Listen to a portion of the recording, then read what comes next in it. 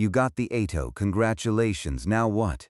Most ISSOs treat authorization like the finish line.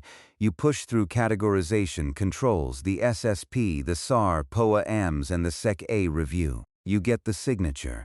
And then you exhale. That exhale is where continuous monitoring dies. I'm Leo with the Practical ISSO. And today we're talking about the part of the RMF lifecycle that gets the least attention and causes the most damage: continuous monitoring. Specifically, what it actually requires, why ISSOs keep getting burned by it, and how to operationalize it so you're not scrambling at 11 p.m. the night before a milestone is due. Let's get into it. There are 3 things you have to do. Not 12, not 100, 3. Everything else is execution detail. Number 1. Maintain an approved continuous monitoring strategy at the system level. This comes from NIST SP 800-137, Section 3. 1, and NIST SP 800-53 Rev 5 Control KA7. Your strategy must define the monitoring frequency, metrics, reporting procedures, and your ongoing authorization approach. Rev 5 added a requirement to automate where feasible and to include supply chain monitoring under KIA A74. That strategy document is not optional. It's not a nice-to-have. Your AO expects it, and an ACAS will ask for it. Number 2. Execute and document ongoing assessments of a subset of controls each period. DoDI 85.01. Enclosure 4, Section 5 says you use EMAS to record those results, not just at the annual review. Ongoing, the frequency ties to the control's impact level and the parameters you defined in your ConMon strategy. Here's the Rev 5 shift that matters. Ongoing authorization is now the preferred end state. The old fixed 3-year ATO cycle is still in use at many commands, but the direction of travel is clear. If your AO has adopted ongoing authorization, your reporting obligations change. You're feeding EMAS continuously, not annually. Number 3. Report the system security status to your ISM and AO at an organizationally defined frequency. That's CAS 7 again, plus CAS 7.1, which Rev 5 broke out as a standalone enhancement requiring automated tools to support monitoring. In EMAS, this means your control test results are up to date. Your POA&M status is accurate, and the AO can see your actual risk posture without calling you. 3 requirements. That's it. Now, let me show you why most ISSOs still fail at this.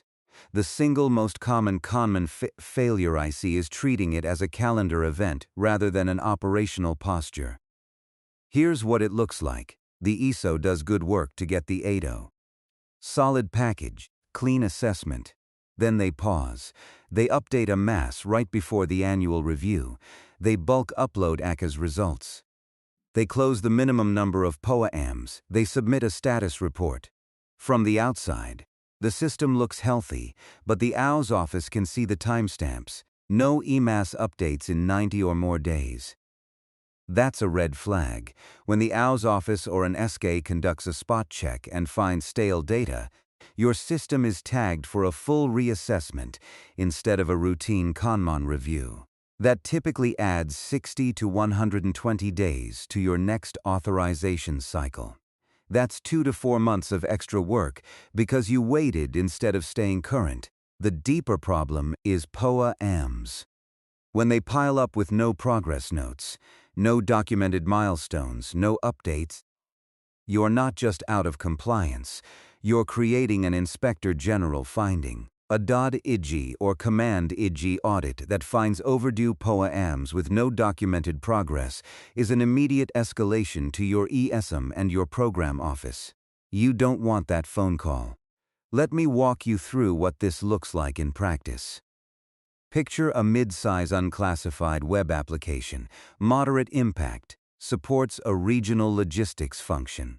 The ISSO is competent but stretched across 3 systems. They set up EMAS correctly, got the initial ATO.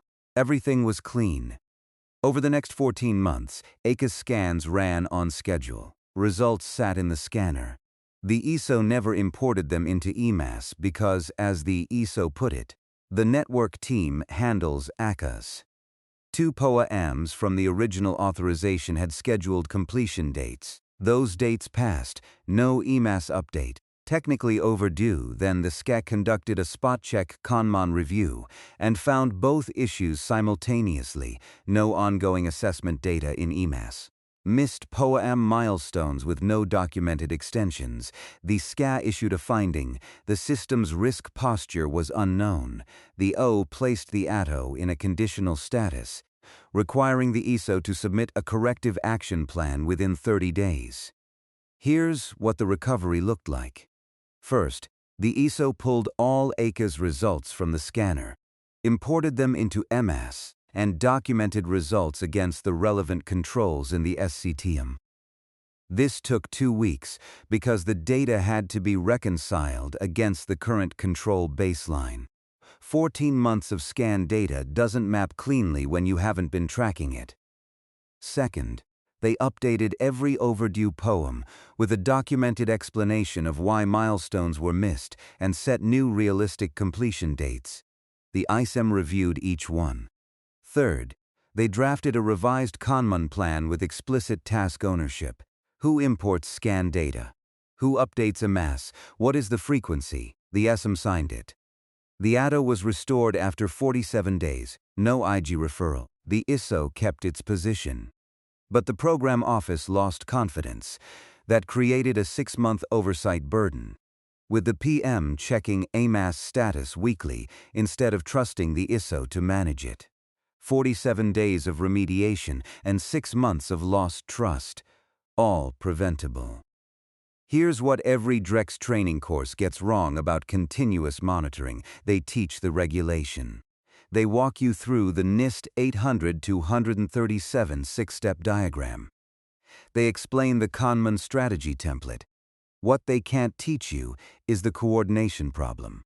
You don't control the people who generate your ConMon data. Think about it. Your ACAS scan data comes from the network team. Your STIG compliance results are provided by the system administrators. Your change management records come from the configuration control board. Your incident data comes from the SOC. You need data from all of them. None of them reports to you. ConMon doesn't fail at the policy level. It fails at the handoff between the ISSO, the sysadmin, the network team, and the PM. Each of those people has different incentives and a different definition of done. The network team thinks done means the scan ran. You need the results imported into MS with findings mapped to controls. The sysadmin thinks done means the patch was applied. You need documentation that the POA&M milestone was met and the MS record updated. The PM thinks done means no one is complaining. You need a signed ConMon strategy and quarterly status reports that actually reflect reality. So how do you fix this? 3 things. 1.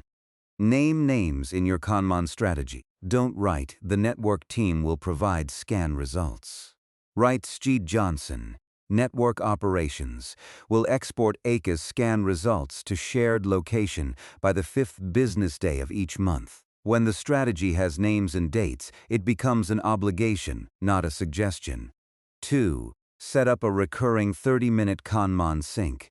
Monthly, you, the sysadmin lead, and the network lead. That's it. 3 people, 1 agenda. What data do I need from you? Do I have it? And what's blocking it? You will solve more con problems in that meeting than in any amount of EMAS training.